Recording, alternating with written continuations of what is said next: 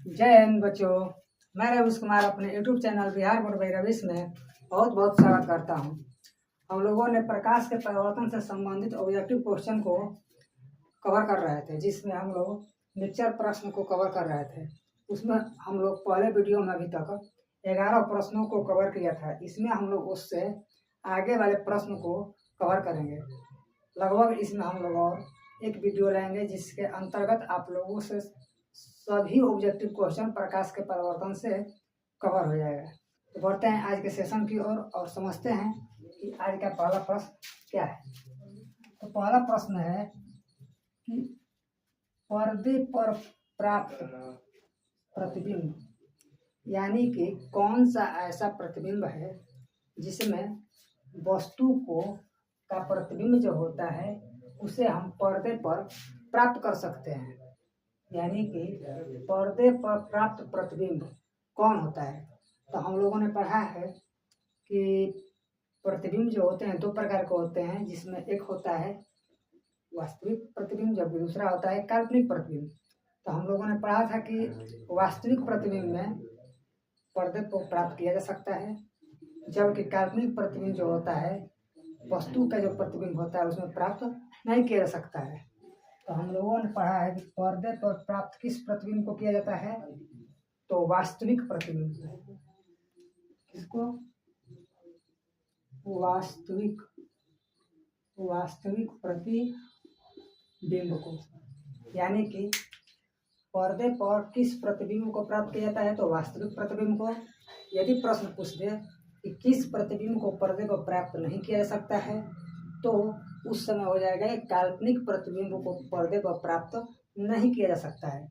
बढ़ते हैं अपने अगले प्रश्न की ओर और समझते हैं कि आपतन कोण बराबर होता है। आपतन कोण बराबर होता है। हम लोगों ने पढ़ा है कि प्रकाश के परावर्तन में दो नियम हैं, जिसमें हम लोगों ने पढ़ा है पहला कि कोण आई बराबर होता है कोण आर। यानी कि कोण आई को हम लोगों ने आपतन कोण कहा था, जबकि कोण आर को हम लोगों ने परावर्तन कोण कहा था। तो यहाँ पर देखा जाए तो आपतन कोण जो होता है किसके बराबर होता है, तो परावर्तन कोण के बराबर होता है। किस कोण के बराबर होता है? परावर्तन कोण के बराबर होता है। इस तरह हम लोगों ने देखा कि आपतन कोण जो होता है परावर्तन कोण के बराबर होता है। हम लोगों ने पढ़ा है कि आपतन कोण किसे कहते हैं, तो आपतन कोण जो होता है वो आपतित किरण तथा अभिलंब के बीच के कोण को आपतन कोण, जबकि परावर्तित किरण तथा अभिलंब के बीच के कोण को परावर्तन कोण कहते हैं। यहाँ पर इस तरह हम लोगों का प्रश्न का उत्तर हो गया, आपतन कोण बराबर होता है परावर्तन कोण के। पढ़ते हैं अपने अगले प्रश्न की ओर। अगला प्रश्न है कि P और F के बीच की दूरी को क्या कहते हैं। यानी कि P से होता है ध्रुव और F से होता है फोकस। यानी कि दर्पण में ध्रुव तथा फोकस के बीच की दूरी को क्या कहते हैं। तो हम लोगों ने पढ़ा है कि P तथा F के बीच की दूरी को स्मॉल f कहते हैं। यानी स्मॉल f जो होता है इसे हम लोग फोकस दूरी कहते हैं। क्या कहते हैं? फोकस दूरी कहते हैं। यदि क्वेश्चन पूछे कि दर्पण में P और F के बीच की दूरी को क्या कहते हैं, तो फोकस दूरी कहते हैं। यदि पूछे कि P और C के बीच की दूरी को क्या कहते हैं, तो वक्रता त्रिज्या कहते हैं। तो इस तरह हम लोग आगे बढ़ते हैं और समझते हैं अगला प्रश्न। अगला प्रश्न है कि गोलीय दर्पण में आर उसके फोकस दूरी की होती है। आर जो होता है यानी कैपिटल आर जो होता है वो फोकस दूरी की क्या होती है, तो हम लोगों ने पढ़ा था कि वक्रता त्रिज्या जो होती है फोकस दूरी की क्या होती है, दुगनी होती है। ठीक है, यानी कि वक्रता त्रिज्या जो है फोकस दूरी की कितनी है, दुगनी है। इस तरह हम लोगों ने इसे पढ़ा था। बढ़ते हैं अपने अगले पॉइंट की ओर। और समझते हैं कि अगला पॉइंट क्या है। किस दर्पण में दोनों प्रतिबिंब प्राप्त होते हैं। किस दर्पण में दोनों प्रतिबिंब प्राप्त होता है। तो हम लोगों ने 3 दर्पण के बारे में पढ़ा है, जिसमें एक दर्पण हम लोग समतल दर्पण, दूसरा अवतल दर्पण, जबकि तीसरा उत्तल दर्पण। इन तीनों दर्पणों में 2 दर्पण में जो होता है केवल और केवल काल्पनिक प्रतिबिंब बनता है, जिसमें समतल दर्पण और उत्तल दर्पण आता है, जबकि केवल एक जो अवतल दर्पण है, जिसमें वास्तविक और काल्पनिक दोनों प्रतिबिंब प्राप्त की जाती है। यानी कि किस दर्पण में दोनों प्रतिबिंब प्राप्त की जाती है, तो अवतल दर्पण। किसमें? अवतल दर्पण, जिसमें हम लोगों ने पढ़ा है कि शुरू के प्रारंभ 5 स्थितियां जो होती है वास्तविक प्रतिबिंब प्राप्त होती है, जबकि छठा स्थिति जो होती है दर्पण के पीछे जो प्रतिबिंब बनता है उसका जो प्रतिबिंब होता है वो काल्पनिक प्राप्त होता है। इस तरह हम कह सकते हैं कि अवतल दर्पण में दोनों प्रतिबिंबों को प्राप्त किया जा सकता है। पढ़ते हैं अपने अगले पॉइंट की ओर और समझते हैं कि आपतित किरण की दिशा किस चिन्ह से प्रदर्शित किया जाता है। तो हमने बताया था कि दर्पण में कार्तीय चिन्ह परिपाटी में आपतित किरण की जो दिशा होती है वो हमेशा धनात्मक ली जाती है। कैसी ली जाती है? धनात्मक। कैसी ली जाती है? धनात्मक ली जाती है। आगे बढ़ते हैं। दर्पण में सभी दूरियां मापी जाती है। दर्पण में सभी दूरियां मापी जाती है, या वो उत्तल दर्पण हो या अवतल दर्पण हो। उस दोनों में जो दूरियां मापी जाती है वो पी से यानी कि ध्रुव से मापी जाती है। किससे मापी जाती है? तो ध्रुव से मापी जाती है। दर्पण में सभी दूरियां किससे मापी जाती है?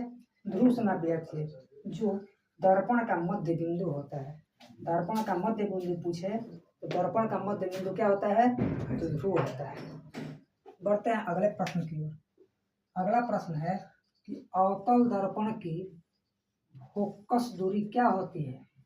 धनात्मक होती है कि ऋणात्मक होती है? तो हम लोगों ने पढ़ा था मुख्यतः कि अवतल दर्पण में जो उसका फोकस बनता है यहाँ पर होता है और इसकी फोकस दूरी यहाँ पर होती है, यानी कि दर्पण से बाएं की तरफ और दर्पण की बाएं की तरफ मापी गई सभी दूरियां क्या होती है? ऋणात्मक होती है। जबकि उत्तल दर्पण में हम लोगों ने पढ़ा था कि दर्पण से दाहिने तरफ फोकस दूरी बनता था, जिसमें उसका जो चिन्ह लिया जाता है वो धनात्मक ली जाती है। तो इस तरह हम लोग कह सकते हैं कि अवतल दर्पण में फोकस दूरी ऋणात्मक होती है। अवतल दर्पण में फोकस दूरी ऋणात्मक होती है, जबकि उत्तल दर्पण की फोकस दूरी धनात्मक होती है। अवतल दर्पण की फोकस दूरी ऋणात्मक, जबकि उत्तल दर्पण की फोकस दूरी धनात्मक होती है। बढ़ते हैं अपने अगले पॉइंट की ओर। अगला पॉइंट है कि प्रतिबिंब की ऊंचाई तथा वस्तु की ऊंचाई, एच डैश को प्रतिबिंब की ऊंचाई और एच को वस्तु की ऊंचाई के अनुपात को क्या कहते हैं? यानी एच डैश बटा में एच बराबर हम लोगों ने स्मॉल एम पढ़ा है, यानी कि एच डैश बटा में एच जो होता है वह आवर्धन के बराबर होता है। यानी कि हम लोग कह सकते हैं कि प्रतिबिंब की ऊंचाई और वस्तु की ऊंचाई के अनुपात को आवर्धन कहते हैं। क्या होगा? आवर्धन। क्या होगा? तो आवर्धन कहते हैं। बढ़ते हैं अपने अगले प्रश्न की ओर और समझते हैं कि यदि वक्रता त्रिज्या 32 सेंटीमीटर हो तो फोकस दूरी कितनी होती है? तो हम लोगों ने पढ़ा था कि फोकस दूरी बराबर फार्मूला r/2। r का मान 32 और 2 यानी कि 16 सेंटीमीटर। यानी कि यदि किसी गोलीय दर्पण में वक्रता त्रिज्या 32 सेंटीमीटर हो तो उसकी फोकस दूरी कितनी हो जाएगी? तो 16 सेंटीमीटर। बढ़ते हैं अपने आज के लास्ट प्रश्न की ओर और समझते हैं क्वेश्चन नंबर 20। केवल वास्तविक प्रतिबिंब किस दर्पण में प्राप्त किया जाता है? तो केवल और केवल वास्तविक प्रतिबिंब जो होता है वह हम लोग अवतल दर्पण में प्राप्त करते हैं, लेकिन समतल और उत्तल में आभासी प्रतिबिंब प्राप्त किया जाता है। तो कह सकते हैं कि केवल वास्तविक प्रतिबिंब किस में प्राप्त किया जाता है? तो अवतल दर्पण में प्राप्त किया जाता है, अवतल दर्पण में। बढ़ते हैं अपने अगले प्रश्न की ओर, समझते हैं कि अगला प्रश्न क्या है। अगला प्रश्न है 21 नंबर कि समतल दर्पण में लंबवत यदि लंबवत किरण को आपतित किया जाए, समतल दर्पण में लंबवत आपतित किरण परावर्तित होने के बाद कहाँ से गुजरती है? तो यदि एक समतल दर्पण लेते हैं, आपतित किरण को 90 डिग्री के कोण पर टकराते हैं तो परावर्तित होने के बाद यह उसी पथ पर गुजर जाती है। यानी कि समतल दर्पण में यदि प्रकाश की किरण को आपतित 90 डिग्री पर कराया जाए तो परावर्तन के बाद वह उसी पथ को पालन करते हुए वापस लौट जाती है। यानी कह सकते हैं कि समतल दर्पण में लंबवत आपतित किरण परावर्तित होने के बाद उसी पथ पर लौट जाती है, उसी पथ पर लौट जाती है।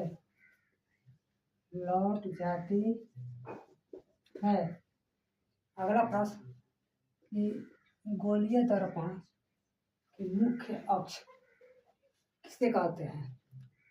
कोई भी दर्पण हो उसका मुख्य अक्ष जो होता है वह ध्रुव तथा वक्रता केंद्र के बीच की दूरी होती है। यानी कह सकते हैं इस तरह कि वक्रता केंद्र तथा ध्रुव को मिलाने वाली रेखा जो होती है उसे हम लोग मुख्य अक्ष कहते हैं। उसे हम लोग मुख्य अक्ष कहते हैं। इस तरह कह सकते हैं कि दर्पण में ध्रुव तथा वक्रता केंद्र को मिलाने वाली रेखा जो होती है उसे हम लोग क्या कहते हैं? तो मुख्य अक्ष कहते हैं। यहाँ पर हो जाएगा कि गोलीय दर्पण की मुख्य अक्ष किसे कहते हैं? तो ध्रुव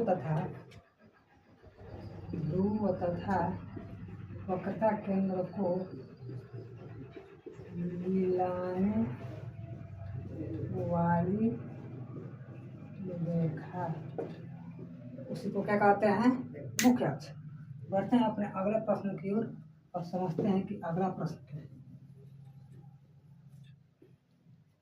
अगला प्रश्न है कि यदि कोई वस्तु है सीधा तथा आवर्धित प्रतिबिंब किस दर्पण में प्राप्त किया जाता है? यदि 3 दर्पण है हम लोगों के पास, इसमें एक सीधा तथा आवर्धित प्रतिबिंब प्राप्त करना है तो वह कौन सा दर्पण होगा? तो हम लोगों ने पढ़ा है कि समतल दर्पण में जो होता है प्रतिबिंब वस्तु के प्रतिबिंब के बराबर प्राप्त होता है, जबकि उत्तल दर्पण में हम लोगों ने पढ़ा है कि वस्तु के प्रतिबिंब से छोटा प्रतिबिंब वस्तु के आकार से उसका जो प्रतिबिंब होता है छोटा होता है। एक और केवल एक ही ऐसा दर्पण है जिसमें वस्तु सीधा के साथ साथ बड़ा बनता है, प्रतिबिंब जो होता है बड़ा बनता है। वो कौन सा दर्पण है? तो कह सकते हैं अवतल दर्पण। अवतल दर्पण। बढ़ते हैं अपने अगले प्रश्न की। अवतल दर्पण में आभासी प्रतिबिंब बनाने के लिए वस्तु की स्थिति कहाँ होनी चाहिए? अवतल दर्पण में वस्तु का आभासी प्रतिबिंब बनाने के लिए वस्तु की स्थिति कहाँ होनी चाहिए? तो अवतल दर्पण में 6 स्थितियाँ होती है, जिसमें हम लोग अंतिम स्थिति जो पढ़े थे, अवतल दर्पण में ध्रुव और फोकस के बीच जिसमें यदि किसी वस्तु को रखा जाए तो उसका प्रतिबिंब जो होता है दर्पण के पीछे बनता है, जिसके कारण वह आभासी और वस्तु से बहुत बड़ा बनता है, जिसके कारण बड़ी हुई आकृति को ही हम लोग आवर्धित कहते हैं। इस तरह हम कह सकते हैं कि अवतल दर्पण में आभासी प्रतिबिंब बनाने के लिए वस्तु की स्थिति कहाँ होनी चाहिए, तो P तथा F के बीच, P और F के बीच होनी चाहिए। यानी कह सकते हैं कि दर्पण के ध्रुव तथा फोकस के बीच यदि किसी वस्तु को रखा जाता है तो उसका प्रतिबिंब दर्पण के पीछे आभासी तथा वस्तु से बहुत बड़ा या आवर्धित बनता है। बढ़ते हैं अपने अगले पॉइंट की ओर समझते हैं। क्वेश्चन नंबर 25, दर्पण में वस्तु की दूरी किस चिन्ह में ली जाती है? वस्तु की दूरी, एक दर्पण में हम लोग यदि न्यूमेरिकल प्रश्न बनाते हैं तो उसमें हम लोग क्या करते हैं कि वस्तु दूरी को U से प्रदर्शित करते हैं, और U जो होता है हमेशा और हमेशा के लिए दर्पण से बाईं तरफ रखी जाती है, दर्पण से बाईं की तरफ रखी जाती है और मुख्य अक्ष के ऊपर। इस बात को अच्छे से ध्यान रखना है कि कोई भी वस्तु हो दर्पण के बाईं तरफ रखी जाती है और मुख्य अक्ष के ऊपर रखी जाती है। तो दूरी जो होती है हमेशा हमेशा के लिए, हमेशा जो होती है इसका जो चिन्ह होता है वो ऋणात्मक ली जाती है। यानी कि कोई भी दर्पण हो उसमें यदि वस्तु दूरी लेना हो तो हम लोग किस में लेंगे, तो माइनस में लेंगे। यह जो क्वेश्चन है आप लोगों के न्यूमेरिकल बनाने में मदद करता है। बढ़ते हैं अगले पॉइंट की ओर। क्या उत्तल दर्पण में वास्तविक प्रतिबिंब बना सकता है? नहीं।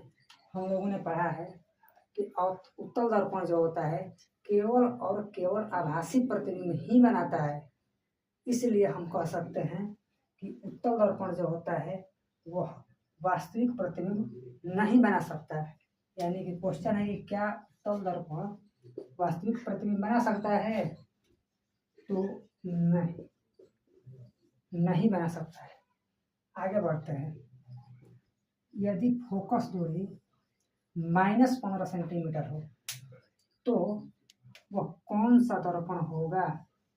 यदि फोकस दूरी माइनस हो तो हम लोगों ने पढ़ा है कि अवतल दर्पण का जो फोकस होता है, अवतल दर्पण की जो फोकस दूरी होती है वो ऋणात्मक होती है। इसलिए हम लोग कह सकते हैं कि फोकस दूरी माइनस यदि है तो यह अवतल दर्पण होगा, यदि प्लस है तो उत्तल दर्पण होगा। तो अगला प्रश्न इसी पर है कि फोकस दूरी यदि प्लस में है तो कौन सा दर्पण होगा? तो क्या हो जाएगा बच्चों? उत्तल दर्पण। क्या होगा? उत्तल दर्पण। यदि प्लस है तो उत्तल दर्पण, माइनस है तो अवतल दर्पण। बढ़ते हैं अपने अगले प्रश्न की ओर। आवर्धन का मान ऋणात्मक हो तो यह क्या बताता है? यदि आवर्धन का मान माइनस हो तो उस समय वस्तु की जो प्रतिबिंब होती है वह वास्तविक होती है। यानी कि हम लोग कह सकते हैं कि जब प्रतिबिंब वास्तविक होती है तो आवर्धन का मान ऋणात्मक होता है, जबकि यदि आवर्धन का मान प्लस हो तो उस समय प्रतिबिंब जो होती है काल्पनिक या आभासी होती है। बढ़ते हैं अपने आज के लास्ट प्रश्न की ओर। उत्तल दर्पण का एक उपयोग लिखें। उत्तल दर्पण का एक उपयोग लिखें। तो हम लोगों ने पढ़ा है कि साइड मिरर के रूप में, जिसे हम पश्च दृश्य कहते हैं, पश्च दृश्य को देखने के लिए उसमें हम लोग क्या करते हैं, तो उत्तल दर्पण का प्रयोग करते हैं। या गलियों में जो होता है स्ट्रीट लाइट कहते हैं उसे, जिसे हम लोग उसमें भी उत्तल दर्पण का प्रयोग करते हैं। यानी कि दो हम लोग इसमें पढ़ेंगे। एक हो जाएगा साइड मिरर, जबकि दूसरा हो जाएगा स्ट्रेट लाइट। यानी गलियों में या चौक चौराहे पर इस दर्पण का प्रयोग किया जाता है।